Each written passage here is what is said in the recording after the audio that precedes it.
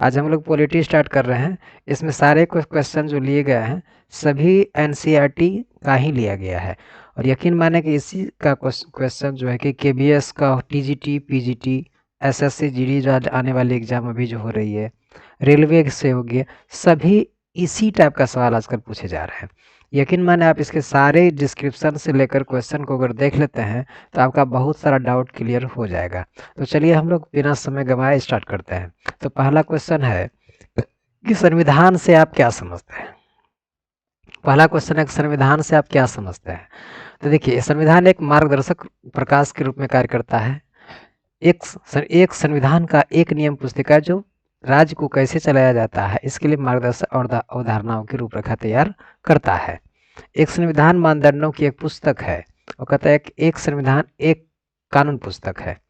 देखिए, इसमें से अगर हमको बेस्ट ऑप्शन, देखिए इसी टाइप का बड़ा बड़ा कुछ क्वेश्चन दिया जाएगा। ठीक है, जैसे रेलवे में भी आप देखे होंगे। और टीजीटी हो गया, पीजीटी हो गया ये, और पीआरटी अभी जो आया हुआ है केबीएस में, इसके लिए तो ये रामबाण है ना। रामबाण इसलिए कहा था कि ये सभी के रोग के लिए दवाई होता है। तो मैंने जितने सारे इसमें क्वेश्चन लिया है सब एनसीईआरटी बेस्ड लिया है। ठीक है, तो चलिए, तो पहला इसका आंसर हो जाएगा मेरा क्या, एक संविधान एक नियम पुस्तिका है जो राज्य को कैसे चलाया जाता है इसके लिए मार्गदर्शक अवधारणाओं की रूपरेखा तैयार करता है। ठीक है, तो ऑप्शन नंबर बी हो जाएगा मेरा करेक्ट आंसर। तो चलिए जो है कि इसका कुछ जो है कि हम लोग इसका डिस्क्रिप्शन को देखते हैं कि ये डिस्क्रिप्शन में क्या है। एक संविधान को लिखित कानून के रूप में के कानूनों के एक समूह के रूप में वर्णित किया जाता है जो एक राष्ट्र के सभी नागरिकों द्वारा अनुसमर्पित होते हैं। यह स्थापित करता है कि जनता और सरकार कैसे बातचीत करेंगे। ठीक है, जिस संविधान ने भारत को संघ राज्य में सरकार के संसदीय रूपों के साथ एक संघीय ढांचे के साथ संप्रभु, समाजवादी, लोकतांत्रिक गणराज्य के रूप में स्थापित किया, एक स्वतंत्र न्यायपालिका, मौलिक अधिकारों की गारंटी, राज्य के नीति निर्देशक सिद्धांतों के कानून के शासन के प्रति देश की प्रतिबद्धता को स्थापित किया। यानी कि ये जो है संविधान एक संप्रभु जो है कि समाजवादी लोकतांत्रिक गणराज्य के रूप में जो है कि क्या करता है, डिफाइन करता है ना। तो अब यहाँ देखते हैं नेक्स्ट कि भारतीय संविधान को प्रेम बिहारी नारायण रायजादा ने सुलेखित किया था। देखिए प्रेम, यही सब मेन पॉइंट है यहाँ पर। उन्होंने मूल संविधान को तिरछे अक्षरों में लिखा था। नंदलाल बोस और बेहर राम मनोहर सिन्हा, दो शांति निकेतन कारीगरों ने मूल संस्करण को सजाया और सजाया। समझे कि नहीं। तो ये सब सारे नाम जो है कि बहुत ही महत्वपूर्ण है। ठीक है, ये निकाल के पूछ दिया जाएगा, आपको मिलेगा ही नहीं। ठीक, अब आगे देखते हैं। क्योंकि इसे बदला या संशोधित किया जा सकता है, भारतीय संविधान को एक जीवित दस्तावेज के रूप में संदर्भित किया जाता है। हमारा संविधान सामाजिक मांगों को स्थानांतरित करने के जवाब में समायोजन की आवश्यकता को पहचानता है। संविधान के व्यवहार संचालन में व्याख्या के लिए पर्याप्त छूट दी गई है। तो देखिए इसके कुछ जो है कि बेसिक इन्फॉर्मेशन को हम देखते हैं। जैसे हमारा संविधान है, ये थोड़ा हम पेन को लेते हैं। जैसे ये संविधान हो गया, तो संविधान जो, पेन की थिकनेस को थोड़ा मैं बढ़ा लेता हूँ। ये संविधान है, तो इसमें से ना दो भाग में बटा हुआ है। एक होता है राज्यसभा, एक होता है लोकसभा। ठीक है, राज्यसभा में जो कि हम लोग लोकसभा को कहते हैं हम लोग पॉपुलर सदन, यानी लोकप्रिय सदन भी कहते हैं, क्योंकि इसमें लोकप्रिय लोग व्यक्ति सब चुन के जाते हैं। इसमें मैक्सिमम सीट है 552, लेकिन अभी 545 पर चुनाव होता है। जिसमें 545, जिसमें दो जो है कि 543 प्लस 2, यही जो ये एंग्लो इंडियन के था, लेकिन इधर संशोधन करके इसको SC ST का बना दिया गया है। और इसमें है मेरे 250 सीट मैक्सिमम है। इसमें जो अभी जो इस पर इलेक्शन होता है तो 245 पर होता है। कितना, 245 सीट पर होता है, जिसमें कि 12 सीट, इसमें से 233 हो गया इलेक्टेड और 12 हो गया नॉमिनेटेड, जिसमें कि हमारे विभिन्न क्षेत्र के जो गणमान्य व्यक्ति सब चुन के जाते हैं, जो राष्ट्रपति उसको मनोनीत करते हैं, जैसे सचिन तेंदुलकर हो गया, रेखा हो गई, और सब भी सारे जो है कि विभिन्न क्षेत्र के विख्यात व्यक्ति को जो है राष्ट्रपति मनोनीत करते हैं। ठीक है, तो चलिए हम इसका एक सीरीज लाएंगे जो कि जिसमें आपको समझेंगे, और टाइम नहीं मिलने के कारण मैं आगे एग्जाम को देखते हुए मैंने कोई क्वेश्चन को लिया है अभी, जो कि आपके लिए बहुत ही लाभदायक होगा। तो चलिए हम नेक्स्ट सवाल को देखते हैं। अब इसमें सवाल देखिए क्या है। अब कहता है क्या, विधायिका का गठन होता है। देखिए विधायिका का कहता है गठन होता है। विधायिका जो बनती है कैसे बनती है? विधायिका जो बनती है ना, जो कोई भी कानून बनता है, कोई भी कानून, तो इसमें से आप एक चीज़ थोड़ा समझें अच्छा से कि जब कानून बनते को संसद में, लोकसभा या राज्यसभा ने बनाया क्या, एक बिल बनाया। लोकसभा राज्यसभा ने एक बिल बनाया, और जो है कि बिल बनाने के पश्चात इसको क्या किया, एक सेकंड, मेरा पेन जो है ना जी, थोड़ा पेन गड़बड़ कर रहा है। पेन पेन पेन एक सेकंड, मैं पेन ले लेता हूँ। ठीक, अब देखिए कि कोई भी कानून, जैसे लोकसभा बनाई तो लोकसभा करता है, इसको 2/3 बहुमत से पेश करना पड़ेगा। राज्यसभा जाएगा, राज्यसभा भी इसको 2/3 बहुमत से पेश कर दिया, उस पर राष्ट्रपति अगर साइन कर दिया तो बस वो क्या बन जाता है, बिल बन जाता है। तो एक विधायिका मतलब क्या, हमारे जो है कि संविधान जो है कि व्यवस्था, कार्यपालिका और न्यायपालिका है ना, तो जो तीनों पर जो है कि डिपेंड करता है। न्यायपालिका क्या है, उसका रक्षा करना। तो हमारा जो भी विधायिका जो तैयार होगी, विधायिका तैयार होती है तो लोकसभा, राज्यसभा और राष्ट्रपति से मिलकर बनती है, जो ऑप्शन नंबर सी सही है। तो चलिए हम लोग देखते हैं। अब यहाँ पर देखिए कि सवाल क्या कहता है। देखिए अब यहाँ देखिए कि सवाल कहता है, राष्ट्रपति 2 सदनों की परिषद, राज्यसभा और लोकसभा सदन, लोकसभा के रूप में जाना जाता है, और संघ की विधायी निकाय संसद के रूप में जाना जाता है। लोकतांत्रिक विधायिका 6 मुख्य कार्यों के लिए जिम्मेदार है: प्रतिनिधि, बहस, कानून, खर्च को मंजूरी करना, सरकारों को बनाना, निरीक्षण करना। विधायिका शब्द का एक राज्य की विधायी निकाय को संदर्भित करता है। यह एक सरकार का मुख्य अंग है। इसके पास नए कानून बनाने, मौजूदा कानूनों में संशोधन करने और सरकारी कार्यों का प्रबंधन करने का अधिकार है। 2 अलग अलग प्रकार की विधायिकाएं हैं, एक सदनी और द्विसदनी, है ना, एक सदनी और द्विसदनी। भारत में एक द्विसदनी विधायिका है, या संसद के 2 सदन मौजूद हैं। जिस 2 सदन कौन, एक लोकसभा एक राज्यसभा। प्रत्येक सदन की अपनी बैठक एक अलग कक्ष होती है।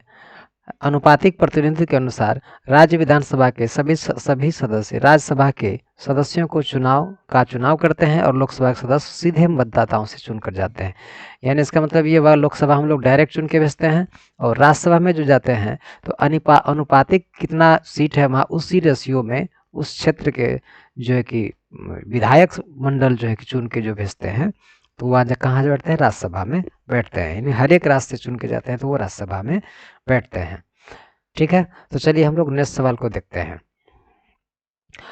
अधिकार के, अब कहता है अधिकार, एक सेकंड, हाँ, अधिकार के संबंध में निम्नलिखित में कौन सा कथन सही है? अधिकार दूसरों पर शक्ति का दावा है। अधिकार समाज द्वारा मान्यता प्राप्त और कानून द्वारा स्वीकृत व्यक्तियों के उचित दावे हैं। अधिकार जनसाधारण के हस्तांतरित दावे हैं। अधिकार राज्य पर कर्तव्य होते हैं। अधिकार जो ये होता है, अधिकार समाज द्वारा मान्यता प्राप्त और कानून द्वारा स्वीकृत व्यक्तियों के उचित दावे हैं, इसी को कहते हैं हम लोग क्या, अधिकार, है ना। तो चलिए अधिकार के बारे में कुछ हम फैक्ट को देखते हैं। अब कहता है कि अब ये है क्या कि अधिकार, एक सेकेंड, अधिकार किसी विशेष, एक सेकेंड, हाँ, कहता अधिकार किसी विशेष क्षेत्र के भीतरी कार्य व्यवहार के मानक शब्द के किसी भी तरह की कार्रवाई एक व्यक्ति के कानून के तहत कर सकता है। ठीक है, कानून के तहत क्या करता है, ये कर सकता है। कहता एक नैतिक, प्राकृतिक और कानूनी अधिकार से भिन्न होता है, जिसमें पूर्ण पूर्व का कानून मान्यता प्राप्त और संरक्षित किया जाता है, जबकि बाद वाला हो सकता है या नहीं। ठीक है, भारत में रहने वाले प्रत्येक व्यक्ति द्वारा प्रत्येक व्यक्ति को सरकार कुल 6 आवश्यक अधिकारों की गारंटी दी जाती है। कितने? 6 जो है कि राइट को दिए हुए हैं, 6 अधिकारों को दिया हुआ है भी। इनमें से समानता, स्वतंत्रता, शोषण के सुरक्षा का अधिकार शामिल है। उनमें धर्म की स्वतंत्रता, मुफ्त और उचित शिक्षा का अधिकार, असंवैधानिक और संवैधानिक उपचारों का अधिकार भी शामिल है। अधिकार और कर्तव्य दोनों अभिन्न रूप से जुड़े हुए हैं, इन्हें अलग नहीं किया जा सकता है। हर अधिकार का एक संबंध दायित्व होता है। सभी नागरिकों की जिम्मेदारी राज्य के प्रति है कि वे अधिकारों को बनाए रखें और उनकी रक्षा करें। इसलिए एक नागरिक के पास अधिकार और दायित्व दोनों होते हैं। तो है ना, तो मौलिक अधिकार जो फंडामेंटल राइट जो मिले हुए हैं हमारे संविधान के द्वारा मिले हुए हैं, और कोई कुल कितने दिए हुए हैं? 6 दिए हुए हैं। तो हमें अधिकार के बारे में ये जितने सारे अधिकार हैं इसको जानना है कि अनुच्छेद कितना में पड़ता है, ये किसमें कितना है, सब कुछ को हम लोग देख के रखेंगे। चलिए नेक्स्ट चलते हैं। अब अगला सवाल जो है कि अगला सवाल है, देशभक्ति के कारण का समर्थन करने की भारत की एकता को बनाए रखने के लिए सभी लोगों की नैतिक जिम्मेदारी है कि मौलिक कर्तव्य के रूप में जाना जाता है ना।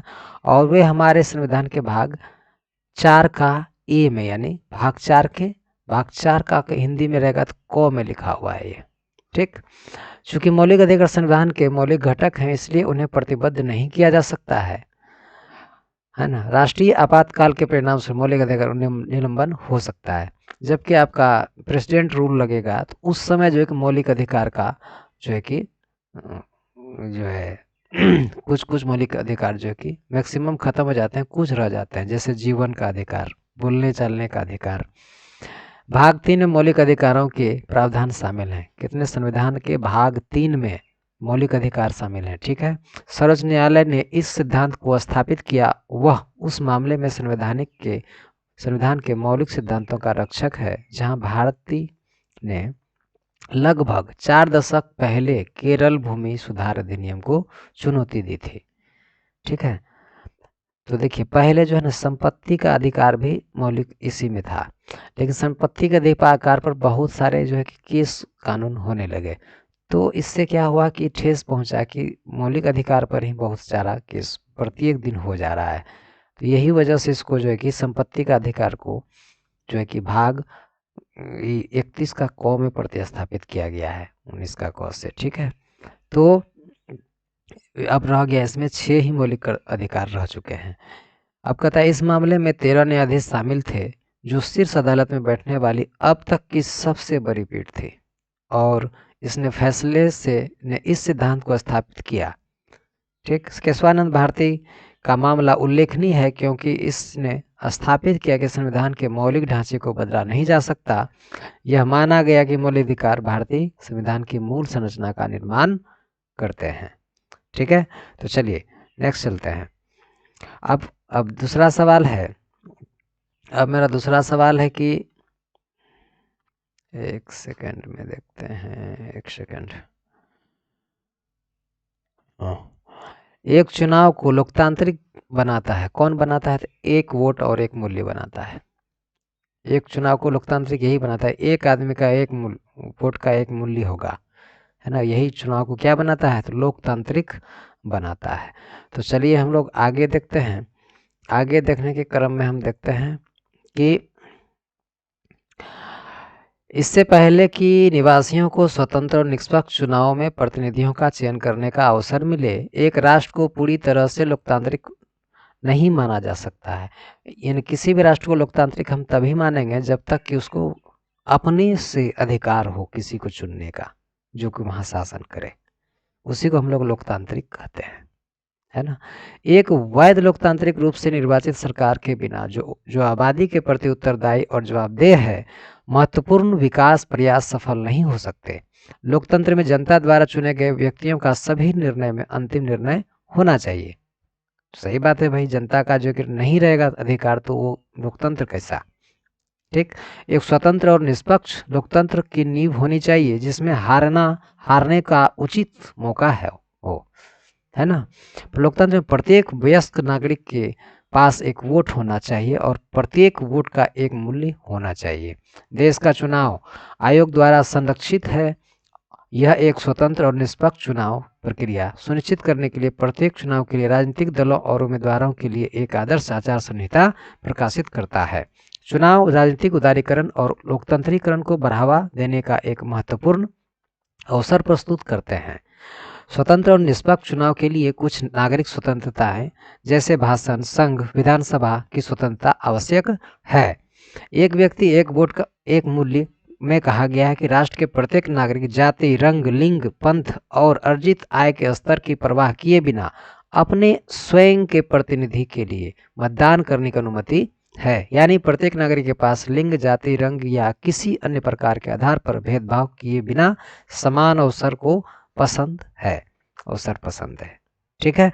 तो इसीलिए जो है कि चाहे आप अमीर रहें, गरीब रहें, किसी भी जाति धर्म से रहें, उसका कोई अर्थ नहीं होता है। लोकतांत्रिक सरकार में सबका जो है कि उतना ही जो है, जितना हमारे प्रधानमंत्री साहब वोट का जितना मूल्य होगा उतना मेरा भी मूल्य होगा, हर एक नागरिक का मूल्य होगा।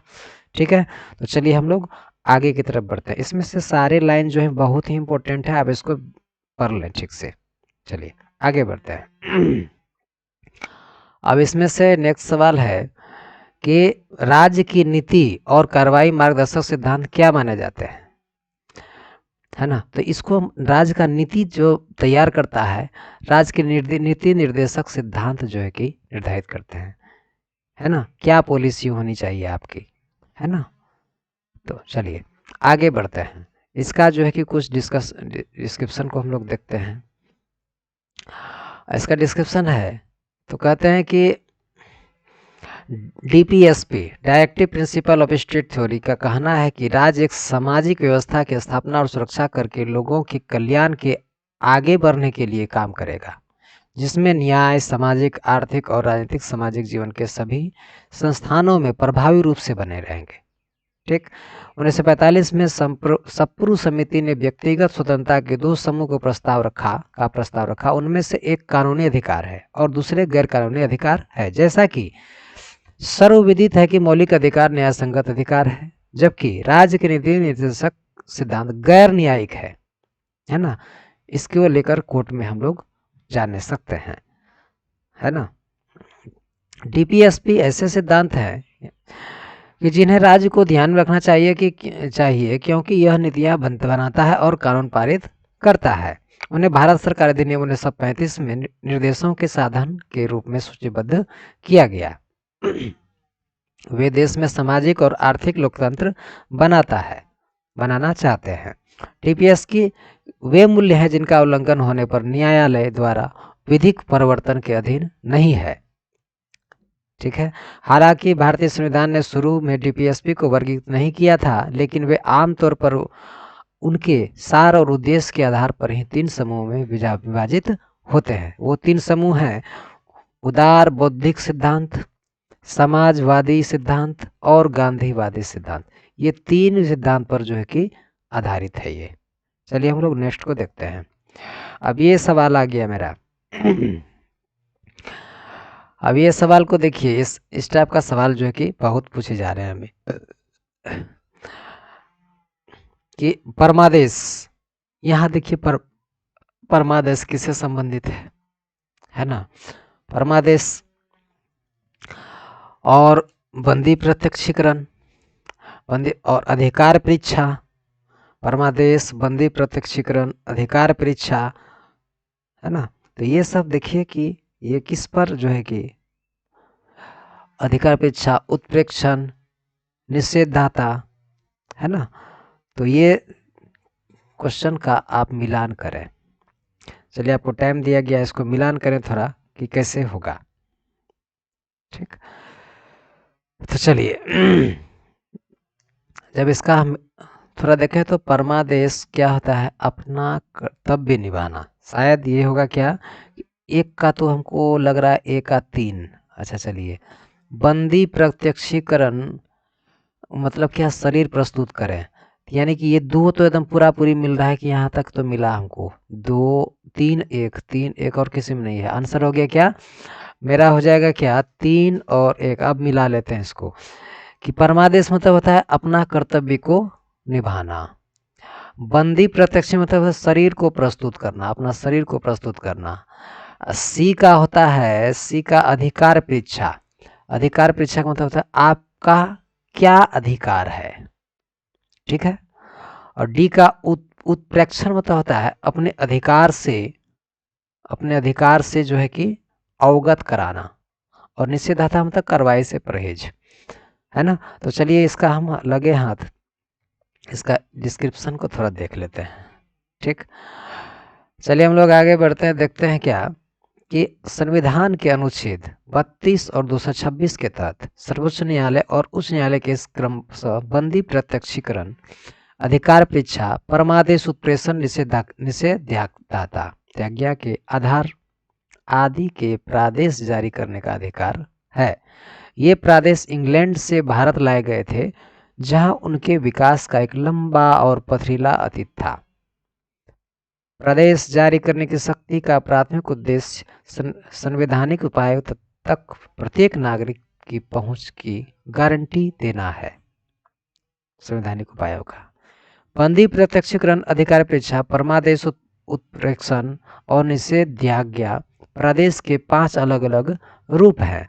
लैटिन वाक्यांश बंदी प्रत्यक्षीकरण का अर्थ है आपके शरीर पास शरीर होना चाहिए, ठीक है। बंदी आपके पास क्या होना चाहिए, आपके पास शरीर होना चाहिए। इस प्रदेश को जारी करके न्यायालय आदेश देता है कि जो कोई भी व्यक्ति दूसरे को कैद करता है वह कैदी के शरीर को अपने सामने लाए, ताकि यह निर्धारित किया जा सके कि कारावास वैध था या नहीं, इसके दायरे में और न्यायोचित था, है ना।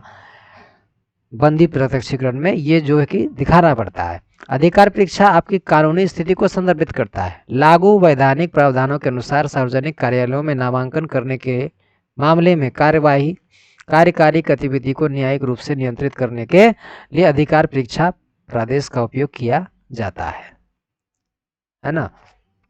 प्रादेश का उपयोग किसी सार्वजनिक का विश्वास की स्थिति रखने वाले व्यक्ति के खिलाफ नागरिक की रक्षा के लिए भी किया जा सकता है जिसके वे हकदार नहीं है।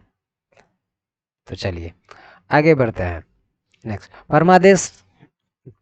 अब देखिए कि परमादेश न्यायालय का आदेश है जो सार्वजनिक कर्तव्य को निष्पादित करने के लिए कानूनी दायित्व पूरा करता है।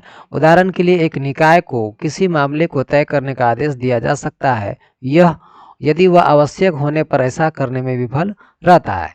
यदि सरकार उस शक्ति का प्रयोग करने से इनकार करती है तो वह स्पष्ट रूप से कानून के तहत हकदार है, या कोई शक्ति धारक गैर कानूनी रूप से अधिकार करने का उपयोग करने से इनकार करता है तो एक परमादेश दिया जा सकता है।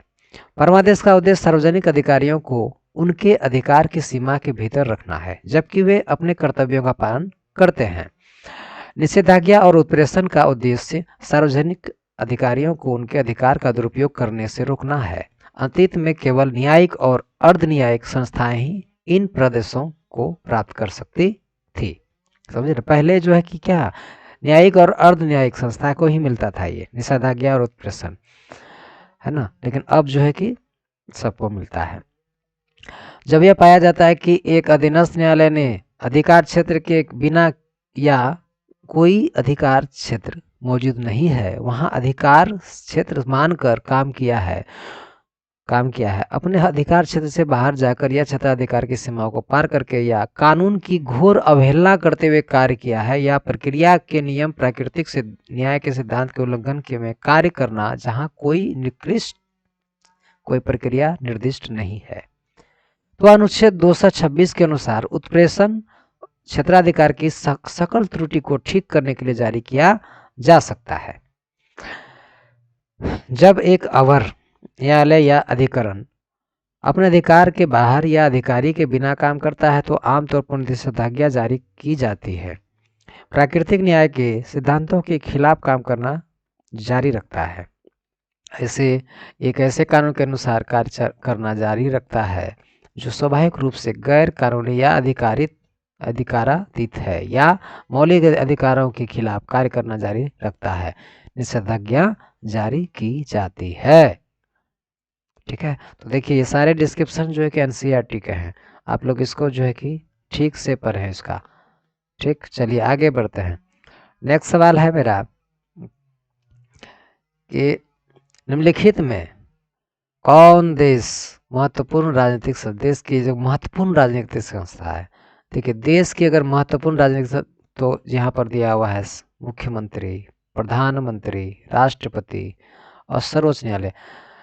देखिए राजनीतिक संस्था में अगर सबसे बड़ा अगर हम कहें तो हम मुख्यमंत्री से बड़ा प्रधानमंत्री होता है। प्रधानमंत्री, राष्ट्रपति जो है कि क्या होता है कि ये जो कि सेनाओं का कमांडर का जो है कि सेना का जो है कि क्या प्रमुख माना जाता है इनको, तो इनको हम नहीं कहेंगे। इन प्रधान जो हम लोग जो चुनते हैं सबसे बड़ा तो किसको, तो प्रधानमंत्री को चुनते हैं जो कि राष्ट्र को चलाने के लिए होता है। तो प्रधानमंत्री जो है कि राजनीति की सबसे बड़ी संस्था मानी जाती है। चलिए भारतीय संविधान, तो भारतीय संविधान के अनुसार अनुच्छेद 75 के अनुसार राष्ट्रपति भारत के प्रधानमंत्री की नियुक्ति करता है। अनुच्छेद 75 याद रखेंगे 75, वह किसी निर्धारित प्रक्रिया के अनुसार निर्वाचित या नियुक्त नहीं होता है। अनुच्छेद 74(1) के अनुसार राष्ट्रपति की सहायता और परामर्श के लिए प्रधानमंत्री की अध्यक्षता में एक मंत्रिपरिषद होगी। देखिए प्रधानमंत्री को सलाह देने के लिए प्रधानमंत्री और उसके मंत्रिपरिषद भी होगा, लेकिन राष्ट्रपति मानने के लिए बाध्य नहीं होगा। नतीजतन मंत्रिपरिषद को भारतीय संविधान द्वारा ही मान्यता प्राप्त है। भारत का प्रधानमंत्री बनने के लिए एक व्यक्ति होना चाहिए, एक भारतीय नागरिक हो, राज्यसभा या लोकसभा के प्रतिनिधि होना चाहिए, या यदि वह राज्यसभा सदस्य हो तो उसकी आयु कम से कम 30 वर्ष होनी चाहिए, जबकि लोकसभा सदस्य की आयु 25 वर्ष हो सकती है। भारत के प्रधानमंत्री राष्ट्र के लाभ के कई प्रकार के कर्तव्यों का पालन करते हैं। वह निम्नलिखित के प्रति जवाबदेह होकर अपने कर्तव्य का पालन करते हैं। राष्ट्र के नेता भारत सरकार का प्रमुख प्रधानमंत्री होता है। प्रधानमंत्री के पास मंत्रियों को उसके संबंधित दायित्व देने की शक्ति है। ठीक है, तो चलिए हम लोग नेक्स्ट देखते हैं। प्रधानमंत्री मंत्रिमंडल के प्रधानमंत्री मंत्रिमंडल के अध्यक्ष के रूप में कार्य करता है और मंत्रिमंडल की बैठक की अध्यक्षता करता है। यदि सदस्य के बीच महत्वपूर्ण असहमति है तो वह अपना निर्णय लागू कर सकता है। प्रधानमंत्री उच्च स्तरीय अंतर्राष्ट्रीय सभाओं में देश का आधिकारिक प्रतिनिधि होता है। राष्ट्रपति और मंत्रिमंडल संपर्क, प्रधानमंत्री राष्ट्रपति और कैबिनेट के संपर्क के रूप में कार्य करता है। केंद्र मामले के प्रबंधन और विधायी प्रस्तावों से संबंधित सभी कैबिनेट निर्णय उसके द्वारा राष्ट्रपति को भेजे जाते हैं। किसके, प्रधानमंत्री के द्वारा राष्ट्रपति को भेजा जाता है कि ये जरूरी है, ये करना है, वो करना है। ठीक है, प्रमुख कार्मिक लोक शिकायत, पेंशन मंत्रालय, परमाणु ऊर्जा विभाग, नीति आयोग, मंत्रिमंडल की नियुक्ति समिति और परमाणु कमान प्राधिकरण सभी प्रधानमंत्री के निर्देशन में होते हैं। मुख्य सलाहकार, वह राष्ट्रपति के प्रमुख सलाहकार के रूप में कार्य करता है। राष्ट्रपति का जो है कि चीफ काउंसलर कहा जाए, उसको प्रमुख सलाहकार होता है। चलिए तो आगे बढ़ते हैं। अब इससे आगे बढ़े तो नेक्स्ट सवाल को हम लोग देखते हैं। इनके बाद वाला सवाल है मेरा कि निम्नलिखित में से क्या सभी लोकतंत्रों के लिए आवश्यक है। सभी लोकतंत्र के लिए आवश्यक अगर हम कहें तो एक शक्तिशाली और स्वतंत्र न्यायपालिका चाहिए। अगर ये शक्तिशाली और स्वतंत्र न्यायपालिका नहीं रहेगा तो कोई भी जो है कुचल देगा किसी को, है ना। तो यहाँ जनता का शासन क्रॉस हो जाएगा। एकमात्र प्राधिकारी के रूप में राष्ट्रपति, एक दलीय व्यवस्था, है ना। भारत तो ऐसे भी एक दलीय नहीं है, बहुदलीय व्यवस्था लागू है। यहाँ जनता का शासन होगा, लेकिन जनता का शासन रहने से भी अगर स्वतंत्र न्यायपालिका का कमांड नहीं रहेगा तो ये उसको भी कुचला जा सकता है। तो हम लोग चलिए नेक्स्ट इसका डिस्क्रिप्शन को थोड़ा देख लेते हैं। इसका डिस्क्रिप्शन है, कानून के रक्षा करने की और उसकी सर्वोच्चता सुनिश्चित करना न्यायपालिका की प्राथमिक जिम्मेदारी है। वह यह व्यक्तिगत अधिकारों की रक्षा करता है, कानून के अनुरूप संघर्षों का समाधान करता है और सुनिश्चित करता है कि लोकतंत्र एक व्यक्ति या समूह द्वारा तानाशाह को रास्ता नहीं देता हो, ताकि तानाशाह तो नहीं बन गया है। ठीक, भारत की दोहरी राजनीति के बावजूद न्यायपालिका एकीकृत है। भारत के पूरे गणराज्य के लिए एकल एकीकृत न्यायिक पदानुक्रम है, जिसमें सर्वोच्च न्यायालय सबसे बड़े न्यायालय के रूप में कार्य करता है और व्यक्तिगत रूप से राज्य दोनों से जुड़े विवादों का अधीर निर्णायक है। कानून बनाना और उनके लागू करना उनकी भूमिकाएं हैं। यह सरकार की रीढ़ की हड्डी के रूप में कार्य करता है, क्योंकि यह सरकार की एकमात्र शाखा है जो केंद्र और राज्यों और उसके निवासियों के बीच स्वयं राज्यों के बीच विवाद को नियंत्रित कर सकता है। ठीक है। भारत के 4 प्रकार के न्यायालय हैं, जो कौन? एक सर्वोच्च न्यायालय हो गया, उच्च न्यायालय हो गया, जिला न्यायालय हो गया और अधीनस्थ न्यायालय। नई दिल्ली सर्वोच्च न्यायालय के स्थान के रूप में कार्य करती है। वी आर कृष्णन अय्यर को भारत न्यायपालिका का जनक माना जाता है ना। वी आर कृष्ण अय्यर को भारतीय न्यायपालिका का जनक माना जाता है। चलिए हम लोग नेक्स्ट देखते हैं। निम्नलिखित में कौन सा अधिकार समानता के अधिकार का अनिवार्य अंग है? समानता का अधिकार अगर कहा जाए तो अस्पृश्यता का विरुद्ध अधिकार। इसमें छुआछूत की भावना नहीं होनी चाहिए, है ना। छुआछूत का भावना है तब वही किसी में छुआछूत, ये छोटा वो बड़ा नहीं होना चाहिए। चलिए इसका डिस्क्रिप्शन को हम लोग देख लेते हैं कि इसका डिस्क्रिप्शन है, कहते हैं कि कानून के समक्ष समानता अनुच्छेद 14 नस्ल, लिंग या जन्म के आधार पर भेदभाव का निषेध। अनुच्छेद 15 सार्वजनिक रोजगार के मामले में समान अवसर। अनुच्छेद 16 में अस्पृश्यता का उन्मूलन, अस्पृश्यता का उन्मूलन 17 में, और उपाधि का उन्मूलन अनुच्छेद 18 में। समानता के मौलिक अधिकार के सभी पहलू हैं। तो इसमें से आप याद रख लें ये सब, ये जो है कि बहुत इंपॉर्टेंट, कितना अनुच्छेद में क्या है ये याद रखना एकदम जरूरी है। देख लें, यहाँ मैंने बोल दिया आपको, फिर से बोल देता। कानून के समक्ष समानता अनुच्छेद 14 नस्ल, जाति, लिंग या जन्म स्थान के आधार पर भेदभाव का निषेध 15 में। सार्वजनिक रोजगार के मामले का समान अवसर अनुच्छेद 16, अस्पृश्यता का उन्मूलन अनुच्छेद 17 और उपाधियों का उन्मूलन अनुच्छेद 18। समानता के मौलिक अधिकार के सभी पहलू हैं। प्रत्येक व्यक्ति को कानून के समक्ष समानता का अधिकार और कानून के तहत समान सुरक्षा गारंटी है। भारतीय संविधान में व्याप्त कानून के नियम का एक मौलिक परिणाम का कानून के समक्ष समानता का सिद्धांत है। अनुच्छेद 17 में अस्पृश्यता का उन्मूलन, अस्पृश्यता को गैर कानूनी घोषित किया गया है और इसके किसी भी रूप को लागू करना प्रतिबंधित है। अस्पृश्यता के परिणाम स्वरूप लगाई गई कोई भी अक्षम अवैध तदनुसार दंडित की जाएगी, है ना। अस्पृश्यता शब्द का प्रयोग विभिन्न लोगों और समूहों के खिलाफ उनके द्वारा किए जाने वाले व्यवसायों के आधार पर भेदभाव की प्रथा का वर्णन करने के लिए किया जाता है। अस्पृश्यता लंबे समय से चली आ रही परंपरा रही है। भारतीय जाति व्यवस्था पदानुक्रम उपयोग इसी से किया जाता है। गांधी के अनुसार अस्पृश्यता को जहर के प्याले की तरह, जहर का जो प्याला हुआ करता है उसके तरह है। उन्होंने दावा किया कि नौकरियों और अन्य चीज़ों की आदर्श संस्करण के अलावा वह जाति व्यवस्था में विश्वास नहीं करते थे, लेकिन यह मौजूदा व्यवस्था पूरी तरह त्रुटिपूर्ण थी। इसे समाप्त करने की आवश्यकता थी और इसको किया भी जा भी रहा है। चलिए आगे बढ़ते हैं।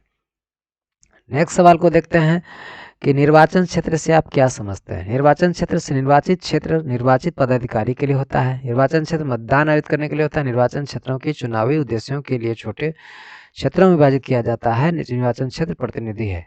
इसका हो जाएगा क्या? निर्वाचन क्षेत्रों को चुनावी उद्देश्यों के लिए छोटे क्षेत्रों में विभाजित किया जाता है। ठीक, तो चलिए हम लोग नेक्स्ट इसका जो है कि डिस्क्रिप्शन को देखते हैं कि आखिर इसमें कहना क्या चाहता है। कथक निर्वाचन क्षेत्र विशिष्ट क्षेत्र होता है जिसका प्रतिनिधि स्थानीय राज्य या संघीय राज्य में एक कानून निर्माता द्वारा किया जाता है। प्रत्येक निर्वाचन क्षेत्र चुनाव में एक प्रतिनिधि चयन करता है। पूरे देश में निम्न प्रकार का विभाजन किया गया है, जो 543 संसदीय निर्वाचन क्षेत्र, जिनमें से प्रत्येक लोकसभा के लिए एक प्रतिनिधि का चुनाव किया जाता है। योग्य मतदाता व्यक्तिगत रूप से लोकसभा के प्रत्येक सदस्य का चुनाव करते हैं।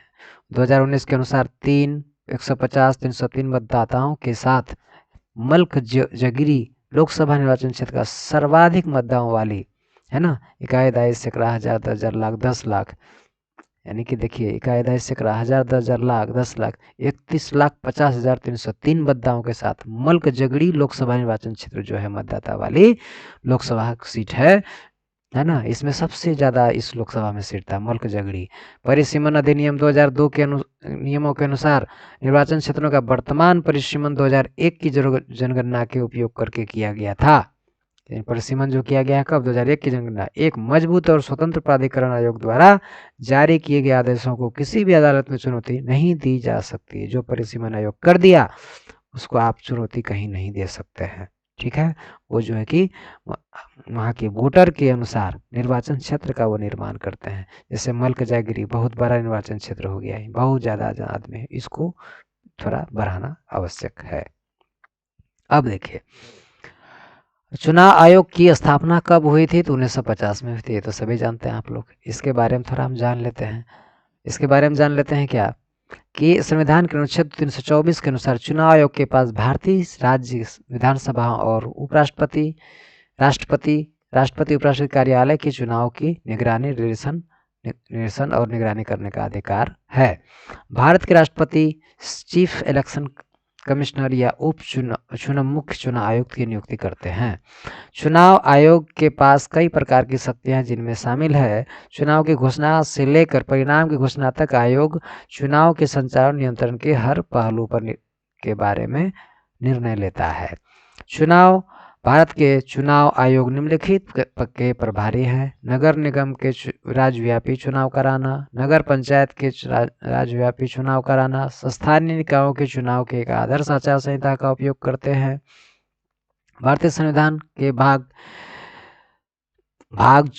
15 जो है कि 15 चुनाव को संबोधित करता है और मुद्दों को संभालने के लिए एक आयोग बनाता है। 25 जनवरी 1950 संविधान के अनुरूप चुनाव का आयोग का गठन किया गया था। चुनाव के अनुच्छेद 324 से 329 आयोग के और सदस्य के अधिकार, कार्यकाल, पात्रता आदि संबंधित है। 1989 के आयुक्त चुनाव आयुक्त संशोधन अधिनियम के आयोग एक सदस्यीय निकाय से सदस्यों वाले एक निकाय में बदल गया। आयोग एक मुख्य चुनाव आयुक्त और 2 चुनाव आयुक्त शामिल होते हैं। इसमें क्या होता है, एक मुख्य चुनाव आयुक्त होता है, 2 उप चुनाव आयुक्त होता है। राजीव कुमार हाल में भारतीय राष्ट्रपति द्वारा मुख्य चुनाव आयुक्त 25वें चीफ इलेक्शन कमिश्नर है और के रूप में नियुक्त किया जाता है। नई दिल्ली के आयोग के सचिवालय के रूप में कार्य करता है। राज्य के मुख्य निर्वाचन अधिकारी जो महान्यायवादी होते हैं चुनाव आयोग की सहायता करते हैं। चुनाव आयुक्त मुख्य चुनाव आयुक्त का चुनाव राष्ट्रपति द्वारा किया जाता है ना। उसका निर्धारित कार्यकाल 6 साल, जबकि जब तक वे 65 वर्ष तक की आयु प्राप्त नहीं कर लेते। जो पहले होगा उसका रिटायरमेंट हो जाएगा। ठीक है, या तो 6 साल या तो 65 वर्ष। उन्हें भारत के सर्वोच्च न्यायालय के समान दर्जा प्राप्त होता है ना। सर्वोच्च न्यायालय के न्यायाधीश के समान दर्जा प्राप्त होता है। वे समान वेतन और लाभ प्राप्त करते हैं। ठीक है, चलिए नेक्स्ट चलते हैं।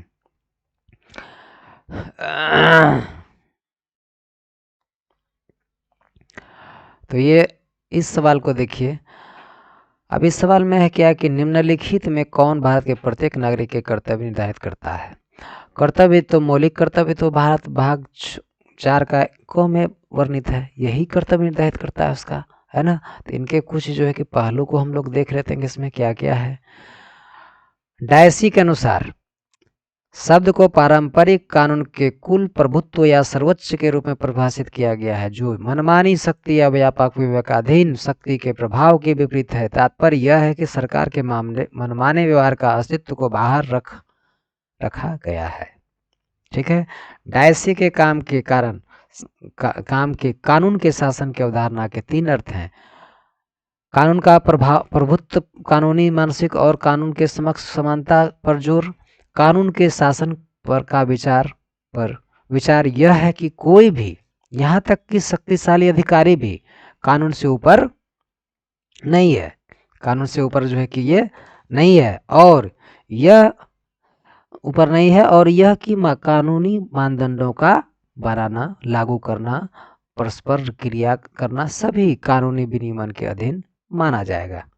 ठीक है, माना जाता है कि कानून के शासन ब्रिटिश उपनिवेशवादियों द्वारा लिया गया था।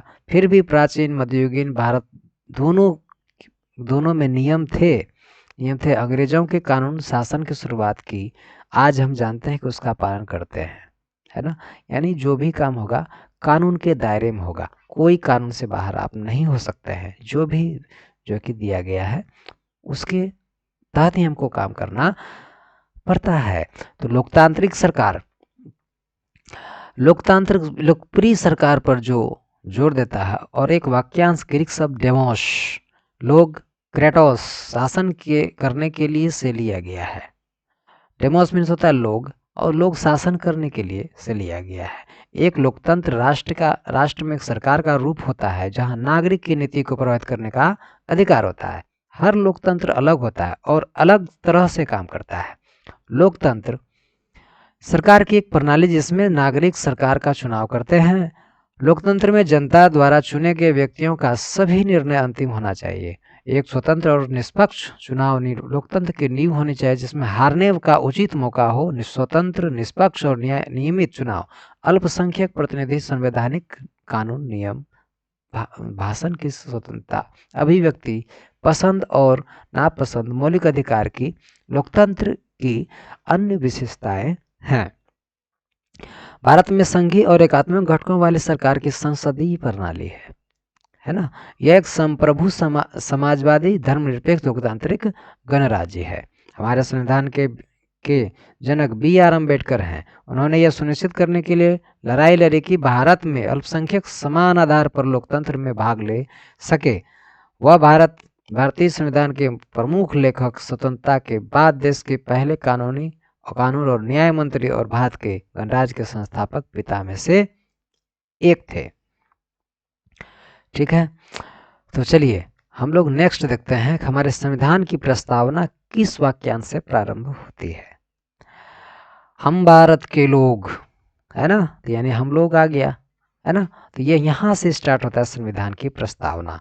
तो इनके बारे में कुछ हम लोग फैक्ट को देखते हैं, तो देख, भारत की संविधान एक संक्षिप्त परिचयात्मक कथन है जो दस्तावेज के व्यापक लक्ष्यों और मार्गदर्शक सिद्धांतों को रेखांकित करता है। यह दस्तावेज के अधिकार के स्रोत यानी लोगों की पहचान करता है।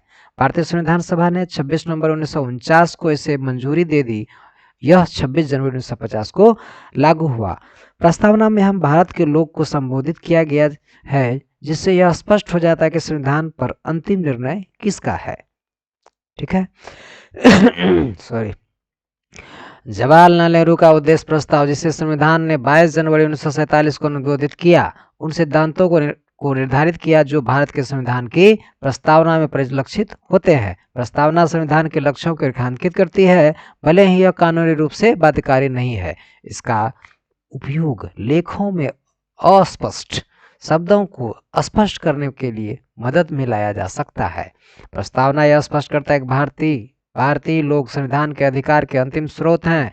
प्रस्तावना के भारत को एक संप्रभु समाजवादी धर्मनिरपेक्ष और लोकतांत्रिक गणराज्य घोषित किया गया है। प्रस्तावना का लक्ष्य सभी नागरिकों के लिए न्याय, स्वतंत्रता, समानता और बंधुत्व को सुरक्षित करके देश की एकता और अखंडता बनाए रखना है। ठीक है, तो चलिए हम लोग आगे बढ़ते हैं। प्रस्तावना में से अब एक सेकंड रुकिएगा। प्रस्तावना में इसे अपनाने की तिथि बताई गई जो 26 नवंबर 1949 है। भारत को संप्रभु तब माना जाता है जबकि इनकी स्वायत्त सरकार होती है और यह किसी अन्य बाहरी संस्था नियंत्रण में नहीं आती। विधायक को कानून बनाने का अधिकार है, लेकिन केवल विशिष्ट सीमाओं के भीतर। प्रस्तावना के कुछ अन्य शर्तें हैं। समाजवादी वाक्यांश समाजवादी लक्ष्यों के आगे बढ़ाने के लिए उपयोग किए जाने वाले लोकतांत्रिक साधनों को संदर्भित करता है। यह एक मिश्रित अर्थव्यवस्था में विश्वास करता है जिसमें सार्वजनिक और निजी क्षेत्र सह अस्तित्व में है। प्रस्तावना विस्तार का 1976 के 42वां संविधान संशोधन किया गया था। ये 42वां संविधान को मिनी कॉन्स्टिट्यूशन ऑफ इंडिया भी कहा जाता है। ठीक है, धर्मनिरपेक्ष इस वाक्यांश इस तथ्य को संदर्भित करते हैं कि भारत में सरकार सभी धर्मों का सम्मान सुरक्षा और समर्थन कर देती है। प्रस्तावना को 1976 के 42वें संवैधानिक संशोधन द्वारा संशोधित किया गया था ताकि इसे शामिल किया जा सके। लोकतांत्रिक, यह वाक्यांश दर्शाता है कि भारतीय संविधान ने सरकार का एक सुव्यवस्थित रूप है जो मतदाताओं की से अपनी वैधता प्राप्त करता है। गणतंत्र उस नाम को दर्शाता है जिन्हें जनता के राज्य के शासक का चुनाव करती है। भारत राज्य के निर्वाचित प्रमुख भारत के राष्ट्रपति हैं। तो चलिए, तो यहीं तक हमारा आज का सेशन था और इससे आप देखें, हम आशा करते हैं कि आप अगर इसको ठीक से देख लेते हैं, 2-3 बार अगर देख लेते हैं तो आपका बहुत सारा many doubts should be cleared, है ना। और मैं इस टाइप का सीरीज लाता रहूँगा और आप देखें इसको, आपको देख के बहुत ही आनंद आएगा। और यकीन माने कि आपके रेलवे हो गया, पीजीटी, टीजीटी, जितने सारे एग्ज़ाम है, टीचर का एग्ज़ाम या जो भी आज के सेंट्रल के जितने सारे एग्ज़ाम है, सभी में इसी टाइप से निकाल के क्वेश्चन को रखा जाता है। ठीक है, तो चलिए हम लोग फिर नेक्स्ट वीडियो में मिलते हैं। तो धन्यवाद देखने के लिए। अच्छा लगा तो एक बार कमेंट करें कि कैसा लगा, कहीं गलती हमसे हुई हो तो उसको भी बताएं ताकि मैं उसमें सुधार कर सकूं। ठीक है, थैंक यू।